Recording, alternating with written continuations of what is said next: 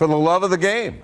That's what draws ballers to the Drew League, a Pro-Am league named after the Los Angeles Middle School where it first held games back in 1973. Homies Hornets won the first championship.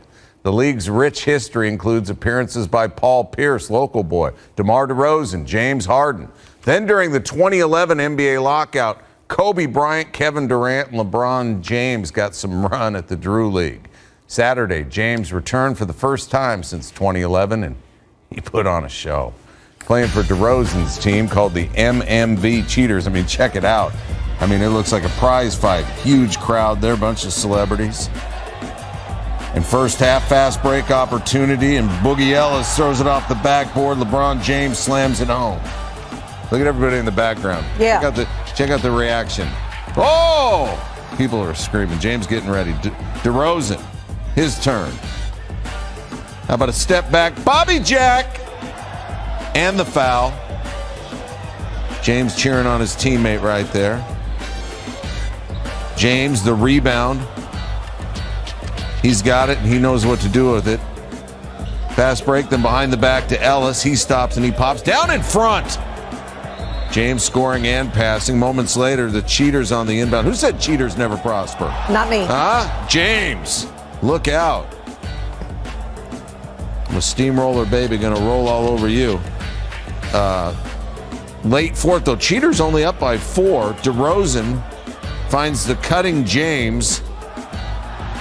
That's high percentage. Take another look. Cheaters are going to win by 2. James named player of the game. Not a surprise. 42 points and 16 rebounds. LeBron is better than Kawhi. LeBron is better than the Greek Freak. LeBron James is still the best player in the world. Excuse me, hold on, wait a minute. The only evidence No, I don't. I think he's being ultra sensitive in that regard. We all know that LeBron James is an elite scorer. He's a career 27-point per game scorer. How the hell do we not know he's a scorer? But anything that we look at him as it pertains to deferring from the scoring, is LeBron's fault. LeBron wanted to be seen as the guy who makes the right play. He wanted to be seen as the guy who put winning ahead of his own numbers. He wanted to be seen as the guy who didn't mind being deferential. And ultimately, it became his detriment because we view him, Big Perk, as a guy that's an all-around player. Like, for example, when we have him as number 2, he's focused on the fact that we don't have him as the greatest of all time. What he's not focused enough on is that we have him. Who is we? A lot. I'm saying people like myself and many, many others who have him number 2. I'm not the only person that have him number 2. Not you. I know you have him number 1. It's not. Yeah. You have him number 1. That's correct. There's no correcting. I spoke eloquently and on point. You just got confused because you thought I was talking about you. I wasn't talking about you. But I'm saying that a lot of people have him number 2. What he's not focused on, he's focused on number 2 as being behind Jordan. He's not focused on number 2 as being ahead of Kareem. And that's the thing. All right, and that's what we have to pay attention to. Because in Kareem Abdul-Jabbar, you have a 19-time All-Star, the league's all-time leading scorer, a 6-time league MVP, 6 NBA championships, and what have you. All of these superlatives won on the high school, collegiate level, and the professional level and stuff like that. And we still have LeBron ahead of him. Why? Because when it comes to LeBron, we ain't just looking at scoring. We're looking at all the other things that he brings to the game, and we understand that. Where the comparisons to Jordan come into play is that Jordan was an assassin. It wasn't about the numbers. It was about a mentality. What LeBron James is now and what he ultimately became, Jordan walked in with that kind of mentality. And so people, it's just a preference, and I understand that. But the point is, that's why we don't necessarily look at LeBron as the quote-unquote scorer that he wants us to look at him as. We know he's an elite scorer. We get it. The numbers speak for themselves. The difference is LeBron spent a vast majority of time not wanting us to focus on that when he was doing other great things. And that's one of my big problems, Perk, when I've had issues with LeBron in the past. It was because you create a narrative, we grasp it, and then you mad at us because we grasp that narrative that you wanted us to grasp.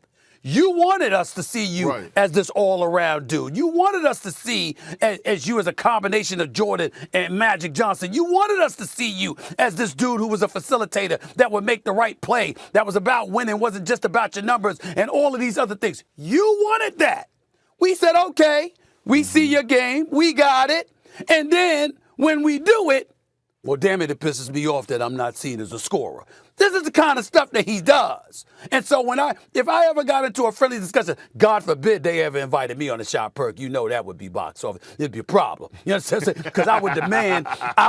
Listen. I remember one time Rich Paul told me about it. He said, you come on the shop. I said, never, unless it was unedited.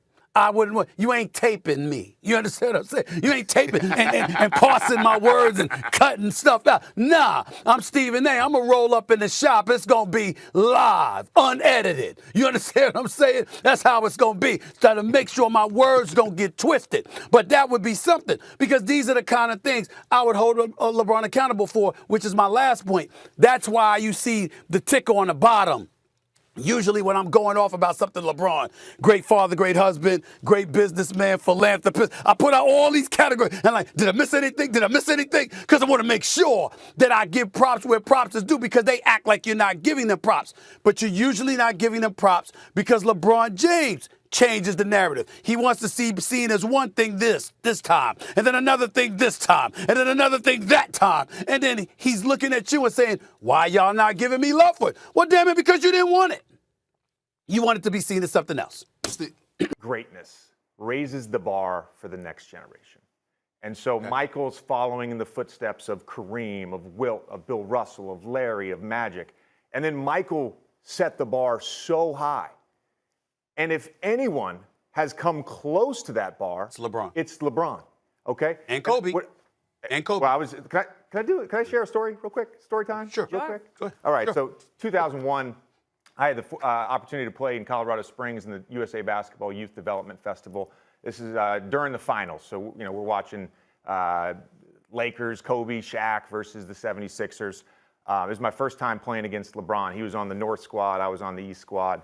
And I remember we were in the dorms in Colorado Springs after this week of basketball was over. And we were going around, what are we going to take back from this camp? What are we going to go tell our friends when we leave? And my homie Sean Dockery, who went to Duke with me, he said, I'm going to go back to Chicago and I'm going to tell everyone I just saw the best basketball player ever. And when you think about what he said, I've thought of this moment so many times in my life. We were 16 years old. We were 16 when Sean said that. And he wasn't wrong. He wasn't wrong. Like, LeBron, if it's not Michael, it's LeBron. And LeBron, because of the amount of media pressure, the expectations. I mean, we talk about Kobe being sort of this bridge, right, between MJ and LeBron. But what LeBron has done, he's exceeded every single level of expectation we could ever place on him. Michael set the bar so high, okay? And LeBron has at least reached that bar, at least reached the bar. And so for me, I agree with Rich. I'm not saying Michael's path wasn't hard or LeBron's path hasn't been hard. But what he's saying is he had to follow Michael, and he's done it. Okay. Well, let me respond to that, because I love the way you broke that down, and I appreciate the level of expertise, because it just forces me to elevate my game when I'm sitting here debating with you about this, Mr. J.J. Redick. Fair enough in terms of the greatness of LeBron. Here's the part where I get upset at the Rich Pauls of the world, the Maverick Carters of the world, even LeBron James himself of the world. The game of basketball started in 1946, officially became the NBA in 1950. There's been tens of thousands of players in the NBA throughout history. I have one man above LeBron James, and that's Michael Jordan. And you would think that I said the bro is a scrub. You understand? I've got friends I won't talk to because one ignorant dude out of Detroit, whose name I refuse to mention, he don't even have LeBron as his top 10, but he swears he knows basketball. See, I can't listen to him because even though I know he knows basketball, that's just ignorant to not have LeBron James as the top 10 player of all time. I got him number 2 all time, okay? Now, to have him number 2, let's dissect who I'm putting him above. To accentuate J.J. Redick's point, I got a 19-time All-Star, 6-time league MVP, a 6-time champion in Kareem Abdul-Jabbar.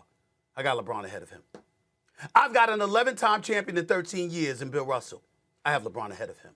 I have Wilt Chamberlain, who once averaged 50 points in a season, once scored 100 points in a game, and a career 22 rebound per game center, who they had to change the rules for.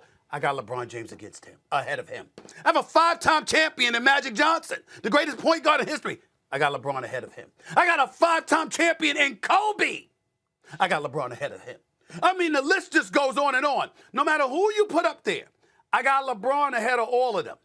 The debate is LeBron versus Jordan, not LeBron's greatness. No one's bringing into question his greatness, the road he had to travel to his prosperity, all of this stuff. We all get it. But when we compare him to Jordan, we have to take into account what the Eastern Conference was for many, many years that he